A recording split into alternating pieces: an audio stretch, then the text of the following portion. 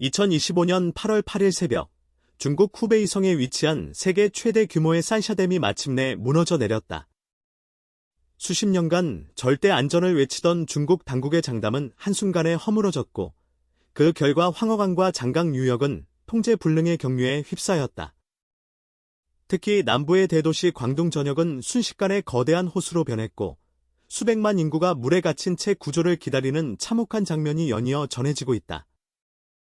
이날 새벽 3시 42분, 댐 본체의 일부가 붕괴하면서 초당 수만 입방미터의 방대한 물줄기가 광둥과 인근 광시, 후남 방면으로 쏟아져 내려갔다.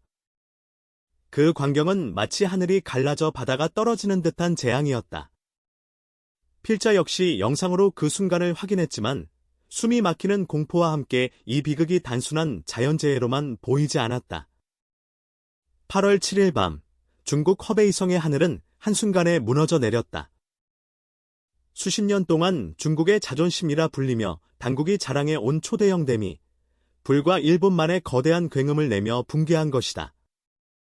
눈 깜짝할 새, 강철과 콘크리트로 이루어진 댐의 중심 구조가 찢겨나갔고, 그 틈으로 어마어마한 양의 물이 굉음과 함께 쏟아져 내려갔다. 밤하늘은 번개와 비명소리, 경고 사이렌이 뒤섞이며 공포의 색으로 물들었다. 그날 저녁, 수많은 시민들은 평소처럼 집에서 TV를 보거나 저녁 식사를 하고 있었다.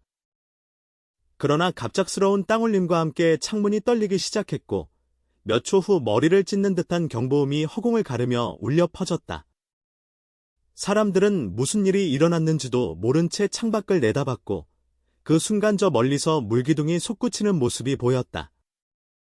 댐이 무너졌다는 외침이 번개처럼 퍼졌고, 그 말이 끝나기도 전에 폭풍 같은 물이 골목과 도로를 집어삼켰다. 현장 목격자들은 입을 모아 말했다.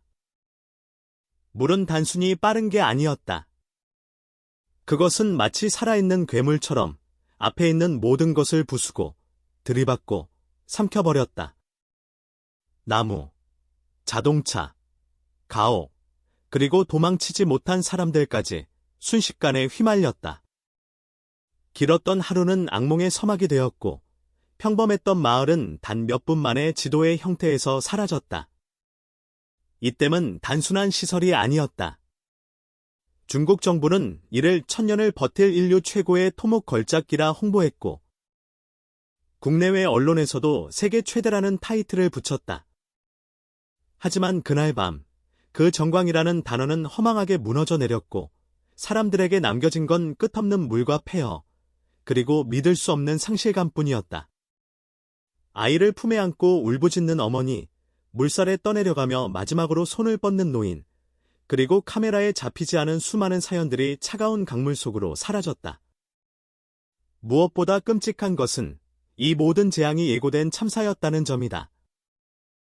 댐의 구조적 결함과 관리 부실은 수년 전부터 지적되어 왔다. 전문가들은 이미 여러 차례 위험 신호를 보냈지만 당국은 이를 무시하거나 은폐했다. 그리고 마침내 그 무책임함의 대가가 수십만 생명을 앗아가는 방식으로 돌아온 것이다. 그날 밤 허베이성의 하늘은 별이 아닌 구조 헬기의 불빛으로 반짝였다. 그러나 그 빛은 희망이 아니라 절망 속에서 간신히 숨을 붙이고 있는 생존자들의 절규를 비추고 있었다. 중국 역사상 최악의 인재는 그렇게 피할 수 있었음에도 피하지 못한 채 전 세계를 경악 속에 빠뜨렸다. 광둥성은 중국 남부 최대의 경제, 무역 중심지이자 1억 2천만 명이 넘는 인구를 품고 있다. 그러나 댐 붕괴 후 불과 6시간 만에 광저우, 선전, 둥관, 포산, 주하이 등 핵심 도시 대부분이 침수됐다. 지금 광저우 시내 영상에서는 마천루 사이로 강물 같은 홍수가 거세게 흐르고 있다. 지하철역 입구는 거대한 소용돌이에 삼켜졌고, 고속도로 위를 떠다니는 자동차 잔해들이 카메라에 잡힌다. 선전의 전자상가 밀집 지역은 완전히 물에 잠겨 수십만 대의 컴퓨터와 스마트폰이 폐기처분 위기에 놓였다. 현지 주민의 SNS 증언에 따르면 밤새 사이렌이 울리고 전기가 끊겼다. 새벽 4시경 창밖을 보니 이미 물이 허리까지 차올라 있었다. 아이를 안고 옥상으로 도망쳤다고 한다. 그러나 구조 헬기는 턱없이 부족하고 물살이 너무 거세 대형 선박조차 접근하기 어렵다고 한다. 중국 중앙정부는 8월 8일 오전 9시 공식적으로 국가급 홍수재난 선포와 함께 긴급 예산 1,015억 위안을 추가 투입한다고 밝혔다. 하지만 많은 시민들은 너무 늦었다는 반응이다. 이미 수많은 마을과 도시가 물속에 잠긴 후였기 때문이다. 국제사회 역시 충격에 빠졌다.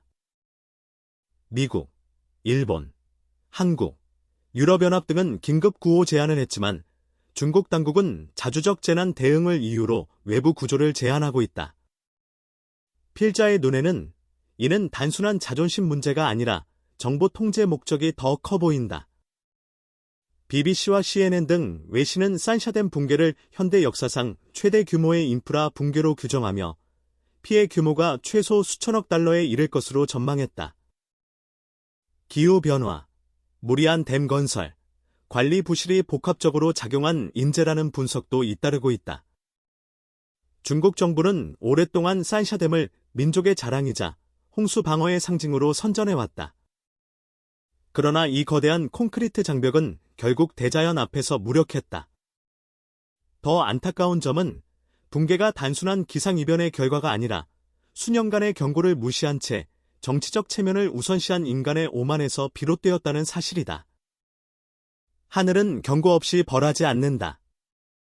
지난 수십 년간 중국 남부의 강과 산, 숲과 호수는 무분별한 개발로 신음해왔다.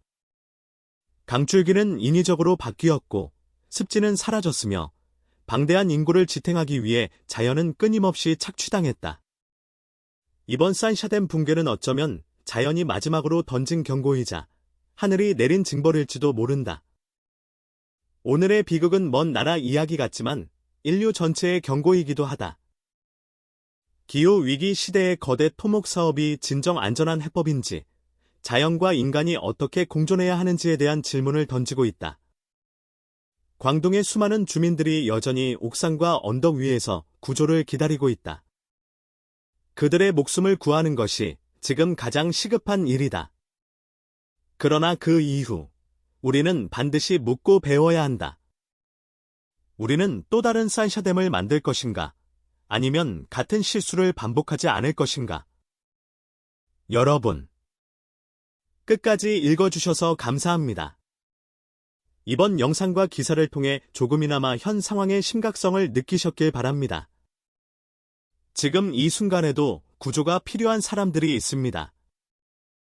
관심과 연대가 필요합니다.